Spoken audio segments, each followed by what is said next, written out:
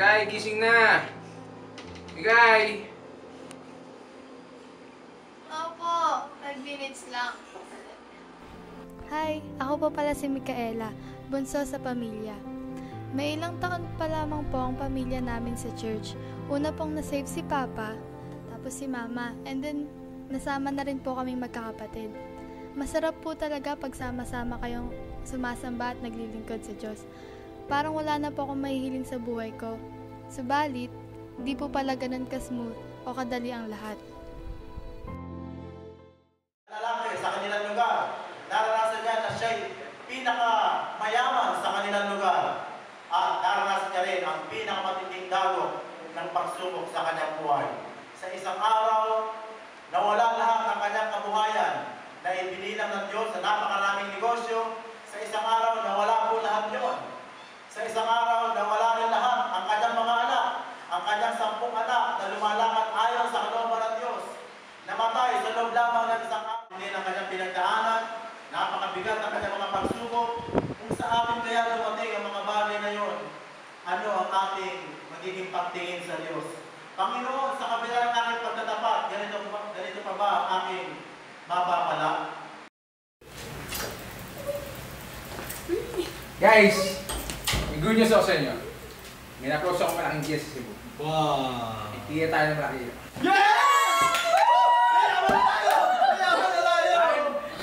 Mag-deal ka na, sama ka sa inyo.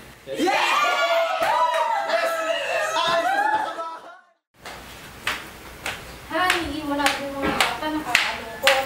Alam mo, Han, para sa mga kinabukasan ng mga anak natin ito eh.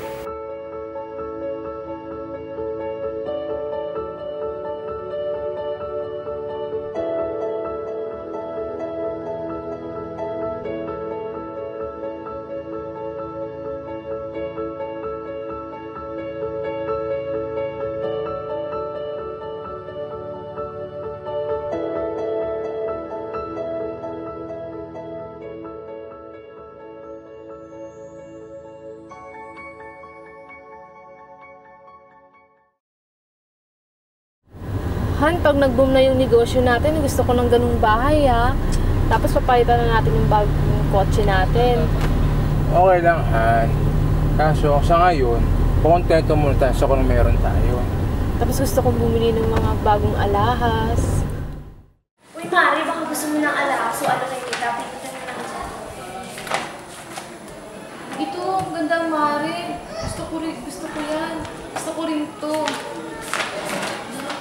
Ang gaganda, gusto ko rin yan. Kaso, Mari, wala pa akong pera ngayon eh. Pero promise, pag nag-boom yung negosyo namin sa Cebu, bibiliin ko lahat yan. Ah, ganun ba? Sige, aasahan ko yan. Pero alam mo ba, meron din akong life plan, debt plan, tsaka education plan. Grabe ka naman, Mari. Sige, basta asahan ko yun ha. Salamat. Sige, salamat din. Naging sobrang busy si Papa sa pag-aasikaso ng negosyo.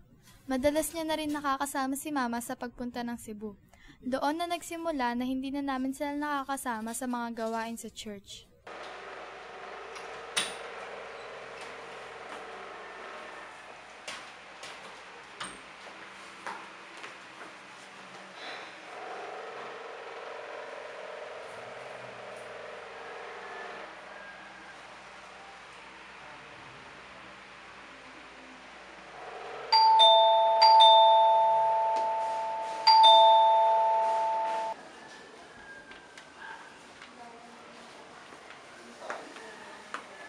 Nandiyan ba si John Paul?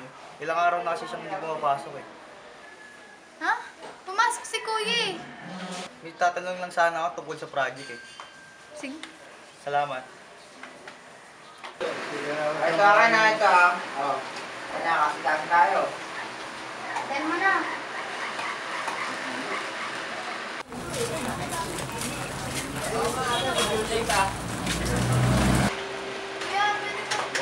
Ate, wala makakali mo. Isan mo! Natalo tayo! Si Kuya yun ah. Paano lang ba, break?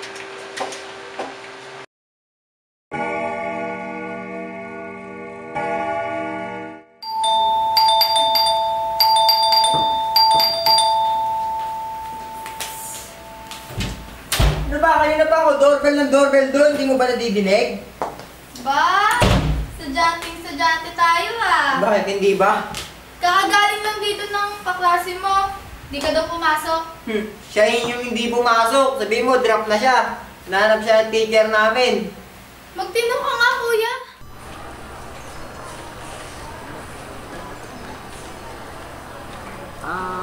CR ka muna. Hindi, sige, pilitin mo. Kaya mo yan. Sige, ito, may CR. Go, go, go, go.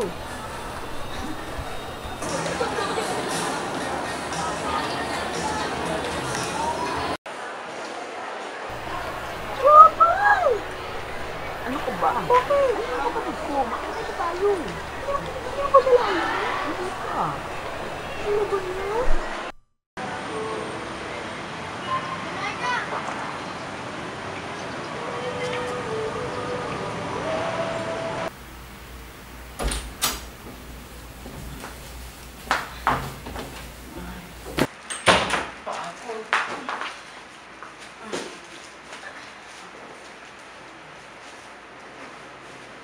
Kuya, ikaw ba yung tinawag ni Jope kanina?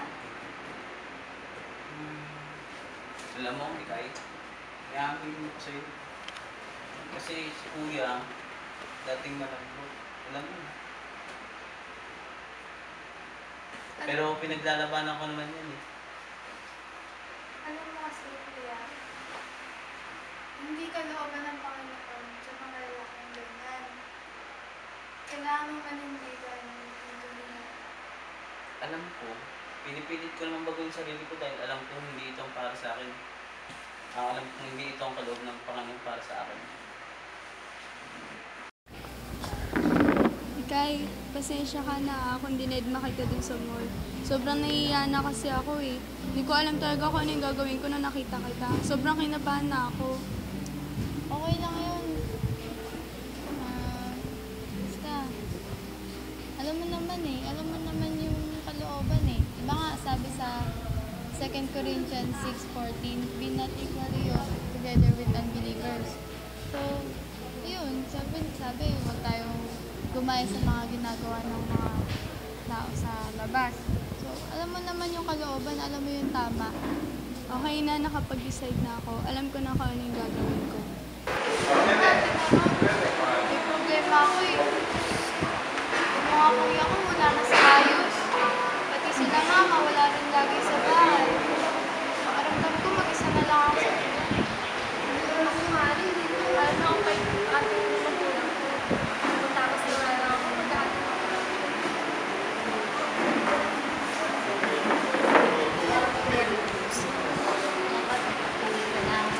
Kung matakot, lahat naman ako masakay.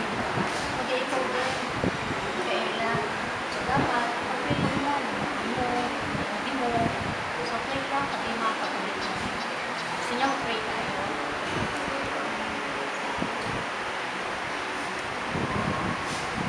Ryan, may kailangan kasi akong sabihin sa'yo eh. Sorry pero kailangan ko na makipag-break sa'yo. Break? Itong gwapong to? It's not my loss. Hey bro, parang palalo yata ako sa pustahan ngayon ah. Give my money, papogi-pogi ka pa nalalaman. Ito na. Give my money bro. Pinagpupustahan niyo lang pala ako? Ha?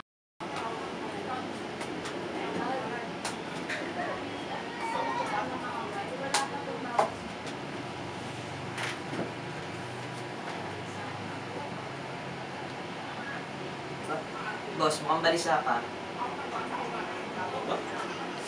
Bakit? Hindi ko na-enjoy itong ginagawa ko. Wow, di ka pa nag-enjoy niya, na-promote ka na ah. Paano ka nag-enjoy ka pa? No? May promotion pero... Dahil wala epekto sa akin.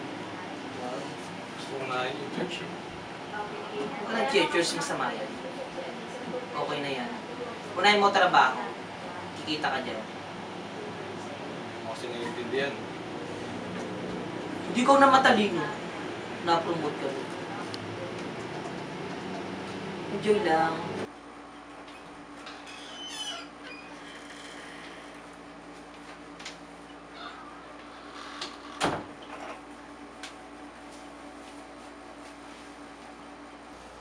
Kuya, papatulong ako dapat dito sa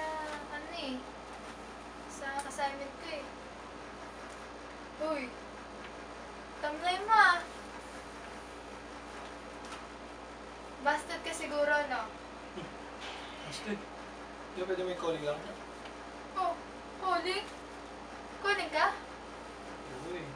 Kaso, ganda kasi ng trabaho ko eh. Ganda rin ng posisyon ko.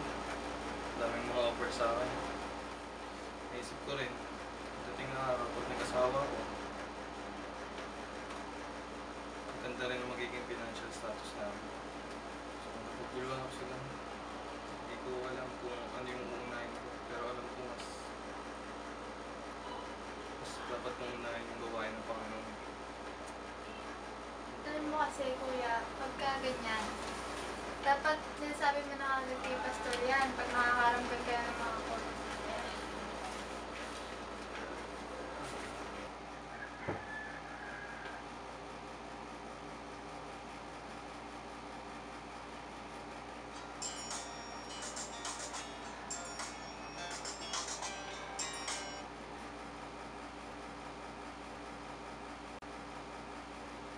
Ha? Anong nangyari ka na, Mama? Saan ospital? Mahigit 50 na ang bilang ng patay sa salpukan ng 2 barko sa Talisay, Cebu. Natuntun na rin ng mga diver ang lumubog na MV St. Thomas Aquinas mula sa Cebu. Saksi si Ivan Mayrina.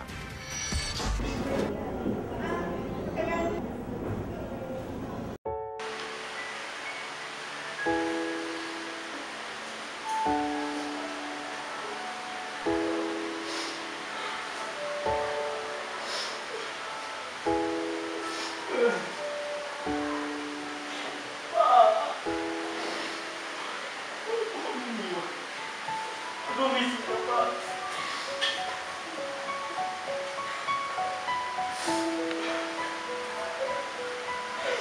Gumising ka pa. Kailangan ka namin.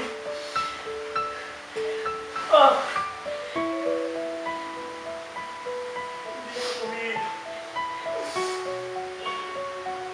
Sabi mo na tayong iwan.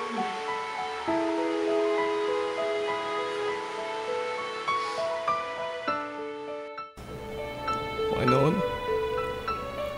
napakaganda ng trabaho ko. Napakaganda rin ng mga offer sa akin. Alam ko rin magiging maganda yung status ng future family ko. Pero Panginoon, this time, maninindigan na ako at susunod na ako sa tawag mo sa akin. Dahil sa pagsubok na ito, na-realize ko na manindigan ako na maging tunay na lalaki. Lord, patawarin niyo po sa aking mga nagawa pong panluloko sa aking mga magulang. Hindi na po sila ang aking linoko, kundi din ang sarili ko. Lord, hindi ko po alam kung dahil sa aking mga kalokohan kaya sila nagkakaganyan. Minsan, masaya pa po akong kasama ko ang aking mga kaibigan unbeliever. Pero Lord, handa ko po talikuran yun para sa inyo.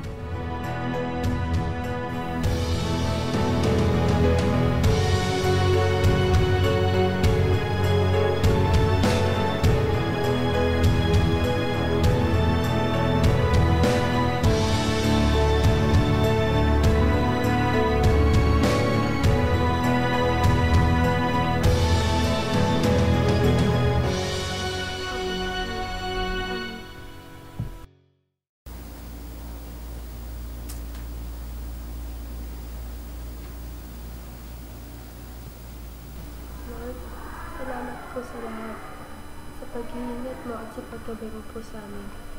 Maraming salamat din po sa paghawak mo sa puso namin na manindigan kami para sa gawain mo. Maraming salamat, Panginoon, sa paninindigan ni Chapel kung ano talaga ang pagkatao niya. Salamat din po sa pagtawag mo kay Kuya Harold para sa gawain niya po, para sa iyo. Salamat din po, Panginoon, dahil tinulungan niyo po si Kuya Chapel na lumayo sa masamang impluwensya ng sanlibutan at manindigan kung anong tama sa iyong harapan. Panginoon, bagaman naubos sa aming yaman sa pagpanaw ni Mama at Papa, masaya naman po kami nakabalik sa gawain mo. Ngayon, Panginoon, ay nakabalik makabalik kami sa aming bahay dahil sa pagpapala mo. Maraming salamat po, Panginoon. Panginoon, kayo po ang gumagalit sa aming pagtulog at pag-isip. Sa pangalan ng Panginoon Jesus. Amen.